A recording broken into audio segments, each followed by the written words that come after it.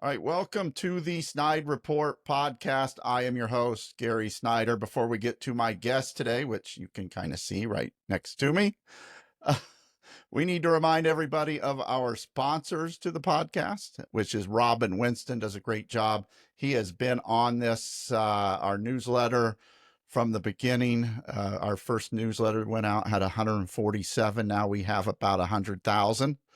And also, we need to thank former Congresswoman Jill Long Thompson. Her newest book, Across the Aisle Why Bipartisanship Works for America, is out. You can get that anywhere that you buy your books, except, I don't know, maybe, I doubt if they're in a thrift store. But anyway, you get the idea. And then our next guest, let's get right to her. She is the Indiana Senate Minority Leader, Shelli Yoder. Shelli, welcome to the Snide Report podcast. Hi, Gary. It is exciting to be here. Thank you for the invitation. Running around like a chicken with your head cut off this morning, I can tell. Well, yeah, honestly, given the long days and the intensity of what's going on in the State House right now, I'm so proud of our caucus and how much enthusiasm and fight and relentlessness that we bring to that floor and to the debate every single time. And so yesterday was no different, and we're ready for the next 10 days. Well, let me ask you this. You have 11 members in your caucus. You're in a super minority. How do Democrats get things done in the Indiana Senate? As I already said, I used this word once, but you just have to be relentless, and you just have to be focused and determined and never let what's important to us go. And so yesterday we heard House Bill 1001, which is the biennium budget, on the Senate floor. So proud of the Senate Democrats. We had over 60 bills, all focused on improving the lives and helping working families. And we just kept bringing up those amendments and making our arguments, every single one of them. The revenue raising amendments that we had, the amendments that we had to address the overspending that the Republicans have put forth, the disproportionate amount of spending on matters that don't directly impact working Hoosiers, we just didn't let it go. And we want to let Hoosiers know that no matter the odds, we're going to be fighting for them, and we're not going to give up until Hoosiers feel relief. But they may not feel it in the short term, but we will still be fighting for them now and through the long term.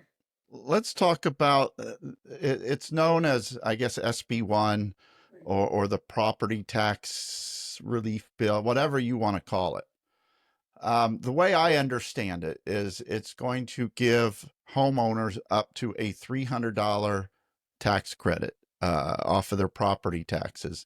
And in return, they're going to move that burden of those taxes to working people that maybe pay rent, maybe people that don't have $1 million homes. Am I too far off there? No, you are speaking truth to power, Gary. Senate Bill 1, the idea that Hoosiers were asking for relief, I would say the entire Senate Democratic Caucus for the last several cycles, we have been talking about this. We have been talking about bringing down property taxes since I joined the Senate 5 years ago. So this is nothing new. Hoosiers were asking for relief. And when our incomes aren't keeping up, and when our wages are not showing any improvement, and when the cost of everything is increasing, that's when you have Hoosiers saying, we need relief, working Hoosiers.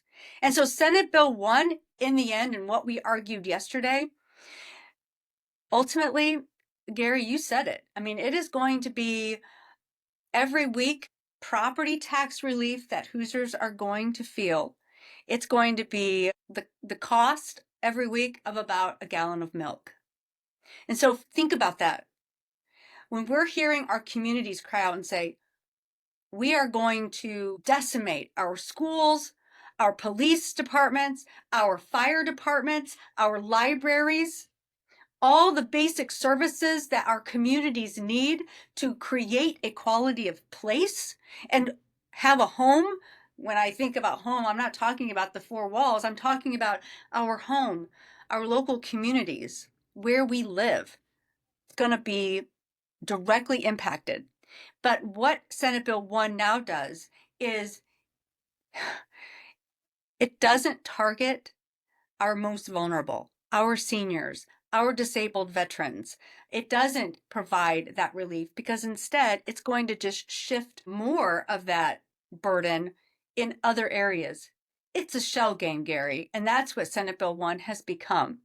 But additionally, it has also put into Senate Bill 1 Senate Bill 518, which changes the rules on how our local communities can pass referenda. It changes the way that our schools are going to be sharing those dollars with charter schools. It's going to be more schools fighting for less money. And that equation is not good for our public schools. It's not good for education overall. So very concerned about Senate Bill 1.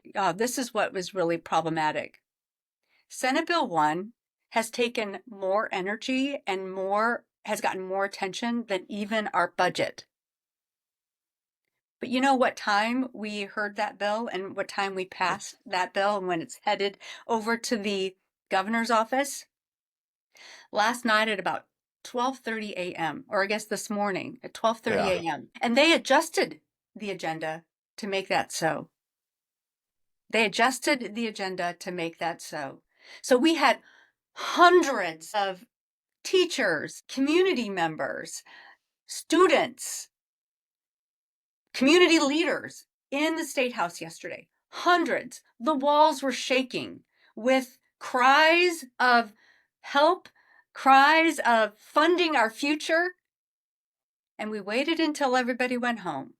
And at 12:30 this morning, they adjusted the agenda to concur on Senate Bill 1. And it barely made it. You know, politics makes strange bedfellows, and there were many Republicans that joined Democrats to vote against this. The lieutenant governor came out against this after being for it, saying he quote unquote did not understand it. And I've said this before, I call BS on that. He understands everything. Just ask him, he'll tell you. And well, he thinks he understands everything, Gary. exactly. I mean, I will say this. If you don't understand it, spend a little bit more time with it. Oh, it makes sense. And it's a gutting of public education, pushing our school system to privatization. And is that by chance? No, it's with purpose. And so just to say we should veto this bill, well, he was asking, to not pass it and ultimately to veto it because it's not understandable. I mean, it is a confusing mess and they've made it confusing because they've put so many things in it. I mean, think about this. They are abolishing an entire school corporation. Union School Corporation. Yeah. Up here by us, I believe. Up here by the Fort Wayne area. And as a matter of fact, I went to school with the superintendent up in LaGrange County. He and I went to school together, but he was down here. But what struck me is here again, in a way that is not giving the public an opportunity to have a conversation about this, debating this in the light of day, having the opportunity to shed light on something to get it right. This abolishment of a school corporation was not actually heard all the way through. In Ways and Means, they put it into this bill, Senate Bill 1. Can you imagine finding out that your school corporation is going to be dissolved at the 11th hour and then passed without having an opportunity to give testimony, to notify parents, students, community members, and it's your school? That's a pretty egregious part of Senate Bill 1. I mean, at least we could have give that school corporation, that community, the respect to have the debate out in the open the entire session. But we didn't. And I know it's, I could see it in Union was here yesterday, along with so many other Hoosiers. But you could see it in their eyes. This look of, you know, uncertainty. What's next? What are we going to tell our community? And so I appreciated them being here because they were not going to go down without a fight. The reason I bring up why some Democrats or Republicans voted against this and the lieutenant governor came out against this is that it's not that they were against the property tax cut. They were against the size of the property tax cut. They wanted an even larger one. They wanted to give even more tax breaks to wealthier homeowners and again shift that burden to localities and hardworking families. So it wasn't like they were being sympathetic. They were trying to be more cruel. It's hard to wrap your mind around that. That's why the Senate Dems, we were very strategic we took the very focused, disciplined, respectful approach to these property taxes to make sure that working families, seniors, low income Hoosiers, and and veterans, disabled veterans, that they get the prioritization, and farmers get the prioritization of the pain and impact that we heard Hoosiers saying. Because the truth is, these tariffs, what's happening in the federal government, and the impact of what's going on in our revenues not keeping up, Hoosiers' wages not keeping up. We're going to get our forecast tomorrow, and I fear it's not going to be good. So the reality is we have to be so targeted, so disciplined, and to provide the relief specifically where Hoosiers need it most. Of course, it would be great to give everybody, the Christmas morning that everyone wants, but we're not in a position to do that. So let's prioritize working families. Let's prioritize our seniors who are living paycheck to paycheck. Let's prioritize our disabled veterans. Let's prioritize working families and do so respectfully and make sure that it's not going to decimate our local communities. No one wants to see the defunding of our police departments. No one wants to see the closing of fire departments. No one wants to see the closing of their schools. No one wants to see the closing of their libraries, but that's what we're up against, and that's what we're looking at. As this session comes to a close, what else are you looking at that Hoosiers should be concerned about? Well, we're going to have a big conversation today on the Senate floor on Medicaid accessibility, on shifting all of the expense of the increased utility rates onto ratepayers. Again, hurting working families. We're going to have that debate on the floor today. That bill is 1007, the bill that I spoke of just a second ago about Medicaid. There are several bills there. So that's Senate Bill 2.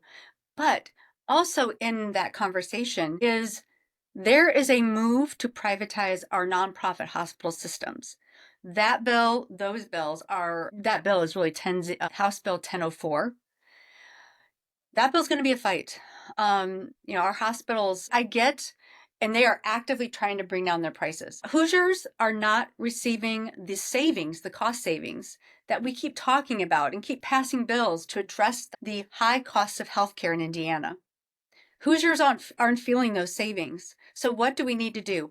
I offered an amendment, and even the author or the sponsor of House Bill 1004 said, this is actually, I agree with Senator Yoder, but we'll work on this in future sessions. No, we need to work on this right now. And all my amendment did was any savings that we're going to recognize in House Bill 1004, which we're going to debate on the floor on thirds today, that's going to go to the person who paid for those savings, whether maybe the employer paid for the premium of that insurance coverage, or maybe it was the working Hoosier who paid for that. But that savings is going to go to the individual who paid for the care. And that's what we're missing.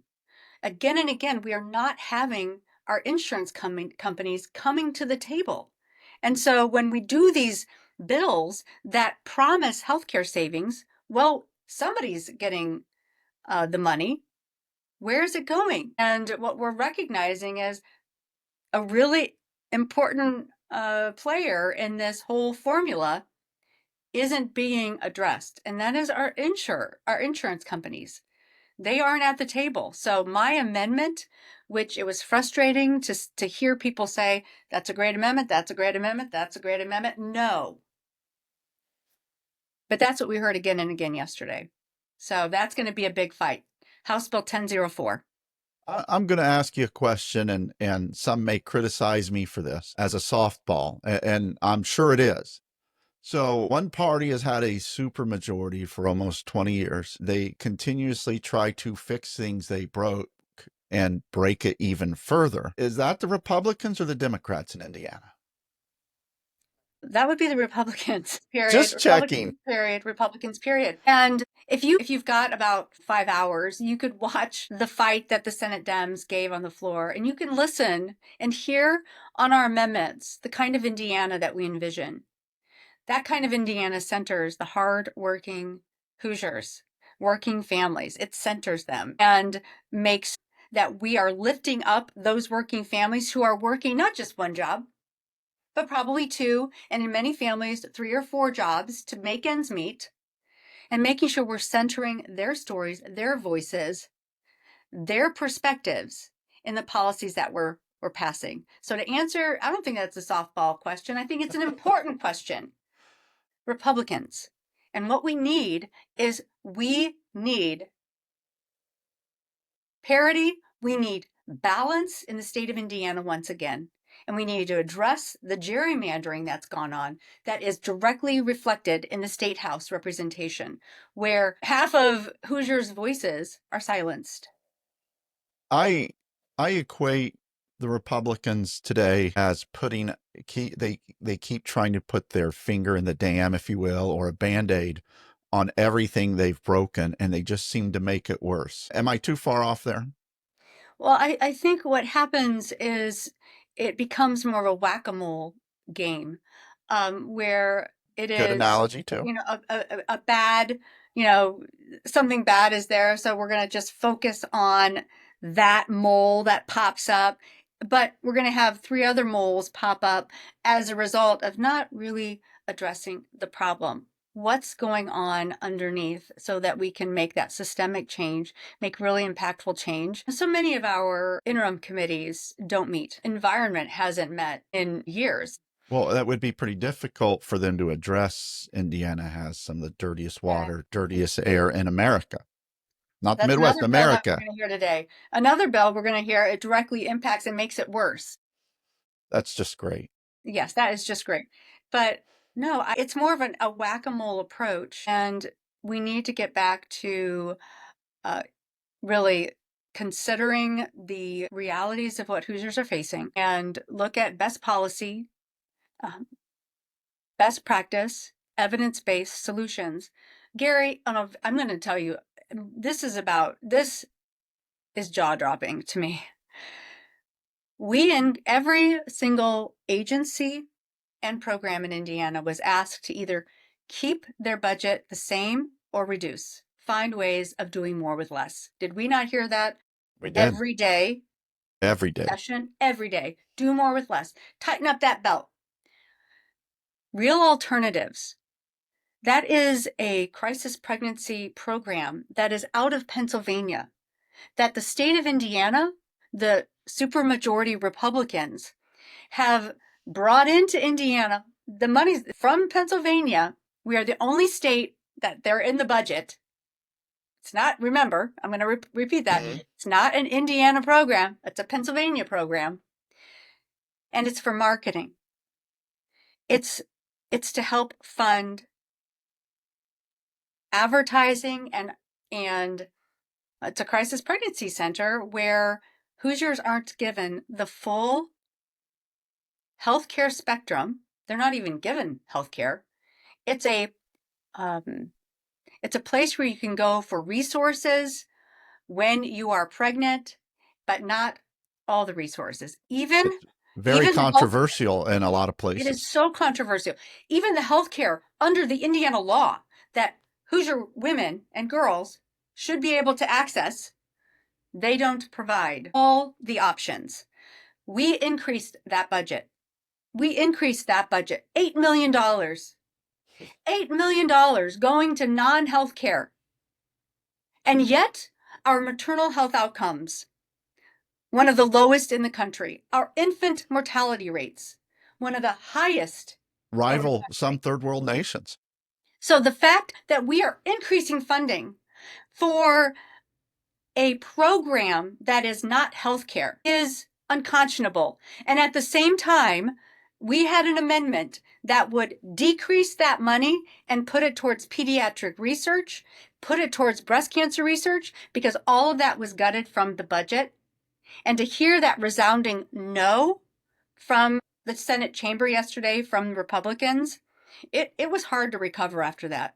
When you have families who have lost their children to pediatric cancer and they are asking for pediatric cancer research money, and every single person in healthcare voted with those families in our faces, and we said, yes, we will support you.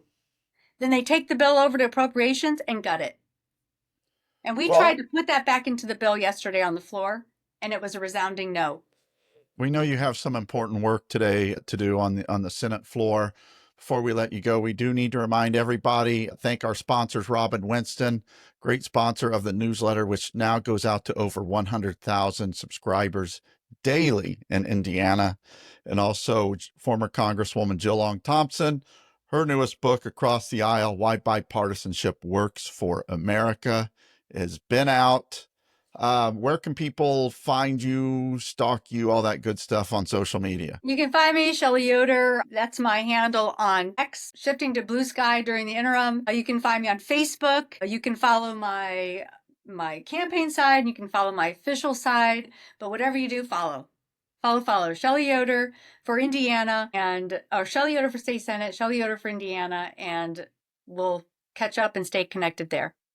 I'm Gary Snyder. She is not. She is Shelli Yoder, Indiana Democrat Senate Minority Leader. This is the Snide Report podcast, and we are out.